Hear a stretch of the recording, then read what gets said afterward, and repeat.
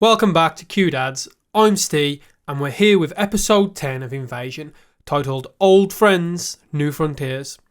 After 10 weeks of some of the slowest paced story I've ever watched, can the finale actually deliver and answer some of our long-standing questions? Just before we dive in, we're still on the drive to 1,000 subscribers, just 15 away. Could you be the 1,000th? If you've liked our stuff, please subscribe, and if you already have, leave us a like. Right, let's get straight into it. This week is slightly different. I'll split the sections into Idabel and Mitsuki, with mention of the kids scattered throughout both. Starting off with the events happening at Idabel. We pick up where we left off last week, with Rose looking at the returned people. We have a small conversation between them all, allowing them to fill Clark in on what has happened.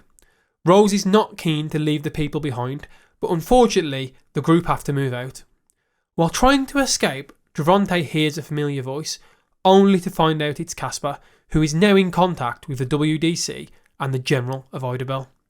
We get a brief exchange between Travon and Casper, where Casper defends Travon. Travon can't believe Casper is alive, and unfortunately, we still don't know either. Travon is then given the option of freedom or jail, after trying to force the WDC to use him as a soldier. We get a brief heart-to-heart with Monty and Jam, as he convinces her Casper is always going to be apart from her. We then, in a shock, jump back to Clark, who now, with the rest of the movement, seems to have escaped the military and are held up in a house. Clark has a run-in with one of the members, as he says we need to find Anisha. Luke then senses the presence of the portal. As it turns out, the entity following people throughout the actual series is merely a portal. With this, Luke also senses the hunter-gatherers are on the way to protect the portal. The General of Idabel confronts Anisha about the shard and Luke, to which she tells them she won't give up another child, continuing the flip-flop notion she goes through, where last week she was willing to leave Luke behind. The movement are then confronted by the military, to which Luke rushes outside to tell them the portal is here and warns them of the aliens. One of the hunter-gatherers arrives, only for Luke to seemingly stop it in its place. This scene was a little weird. We know Luke can control the aliens, but why are the military happy to not attempt to kill the alien at this point? We've seen them killed by explosions before, like in the Channel Tunnel, so why leave this one alive? Following this, the military now seem to trust Luke, as he leads them back into town to find the portal. Luke manages to find the portal, but as he does we get flashes of the aliens advancing, only for them to arrive in spectacular fashion, blowing up cars.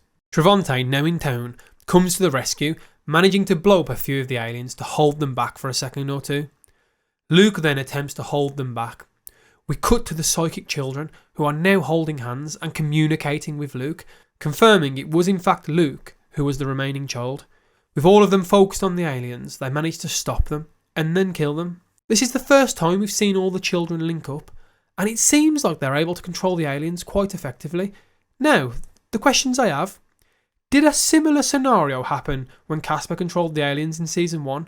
Or is Casper not actually part of the group of psychic children? More on this as we get to the end of the section. The portal then starts to open with the aid of Mitsuki, and the soldiers chosen to enter arrive, along with the shard, still encased in its container. As they enter the portal, it becomes unstable, spitting them out in a violent manner. The portal then stabilises once more, to which Travon realises he is the only one left. He suits up and the General arrives, not to stop him, but to hand him the shard, which is now out of its case. Travon says his farewells, and in a walk, slower than the series progresses, makes his way into the portal. Inside the portal, he walks around aimlessly, until reaching a wall, where he touches it with the shard, and the wall starts to react in a strange way, almost like it's decaying. A voice calls out, only for Travon and Casper to meet once more. Casper tells Travon to follow him, but just before the scene ends, we see Casper's eyes change to something alien. I have many questions and not many answers, unfortunately. Firstly, the portal. I question if it wasn't the stability of the portal that allowed Travon to pass, but the possession of the shard. When the three soldiers tried to enter, the shard was completely encased. However, Travon had it in his hand. We see the shard almost start to break down the wall inside the ship, so I wonder if you can only pass through safely when you have the shard. Is the shard some kind of virus that attacks the aliens? Are they not here to actually destroy the Earth, but to destroy the shard, as that's the thing that can kill them?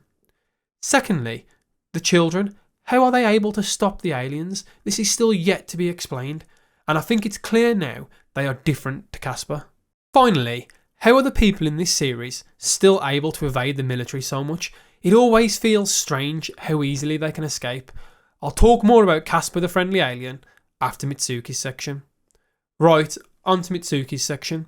We start this week with the aftermath of last week as we see Mitsuki in bed recovering. She explains to Maya how she visited the ship following the light. She asks if she's still normal as she can feel the language of the aliens. Mitsuki then receives a call from the president where she is asked if she can open the portal if they are able to find it. Mitsuki seems to drift out of focus as clearly the communication with the aliens is taking its toll, but Maya steps in saying she'll be able to do it. Mitsuki then enters the chamber where the entity used to be, this time without any protection, only Maya's voice, talking to her, telling her to remember their memories, as that is the only way to ground her to reality. Mitsuki is told about the location of the portal.